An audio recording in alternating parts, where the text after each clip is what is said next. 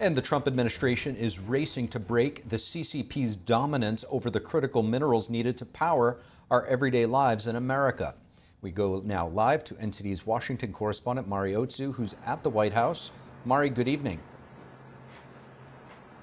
Steve, good evening. That's right. And President Trump today describes his call with CCP leader Xi Jinping as, quote, long and thorough, covering many topics, among them Iran, Taiwan, Russia, Ukraine, trade, and the president's upcoming visit to China in April. The president says that Xi Jinping is considering upping his U.S. soybean purchases from 12 million to 20 million metric tons this season and to 25 million tons next season. However, past deals with the CCP have proved fragile, like the October trade truce reached back in Busan, South Korea, after months of zero U.S. soybean purchases from China. China only met that 12 million ton goal barely after repeated delays and extensions, highlighting the risk that CCP commitments may be reneged or eroded. And the Trump-Xi call also comes as Washington today hosts a summit, a global summit to challenge China's critical minerals monopoly. And just 2 days after President Trump signed an executive order launching a $12 billion critical mineral stockpile called Project Vault. Take a look. That's the key goal of a critical mineral supply, and today it's heavily concentrated in the hands of one country. And that lends itself to, at worst case scenario, being used as a tool of leverage in geopolitics, but it also lends itself to any sort of disruption. China has got a stranglehold. They can control anywhere between 85 to 100% of the top 20 critical minerals. This is a threat not just to the U.S., but to the whole world. Over 55 countries are attending the summit, with half expressing interest in joining a, quote, preferential trade zone that will establish price floors for critical minerals. Secretary of State Marco Rubio says the goal is to prevent the kind of disruption that comes with a market monopoly, or that monopoly being used as leverage against other countries.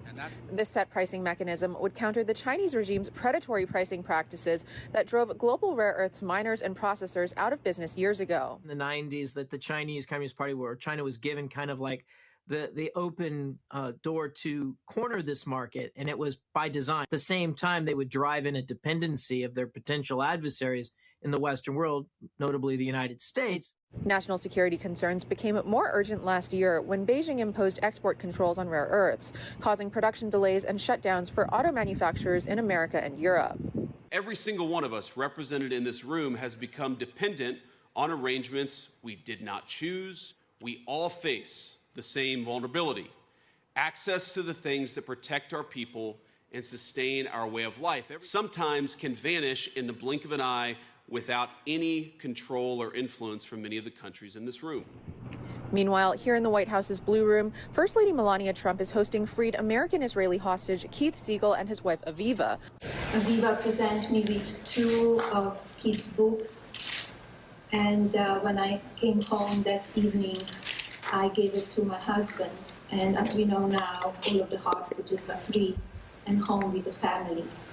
The First Lady's sit-down with Aviva Siegel in January 2025, filmed when Keith remained captive, is chronicled in the First Lady's documentary. Premiering last week, the film exceeded expectations by earning $7 million at the domestic box office during its opening weekend.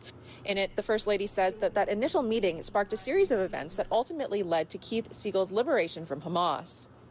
I'm eternally grateful to you and President Trump for bringing me home and for bringing all of the hostages back to their families. It moved me deeply, and it showed us the true meaning of holding on to hope, even in the most difficult moments.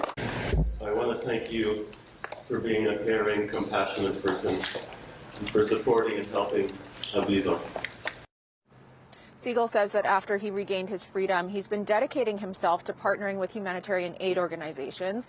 He says that it's been a crucial part of his recovery and rehabilitation process. Steve, back to you. Mari Otsu live at the White House. Thank you, Mari.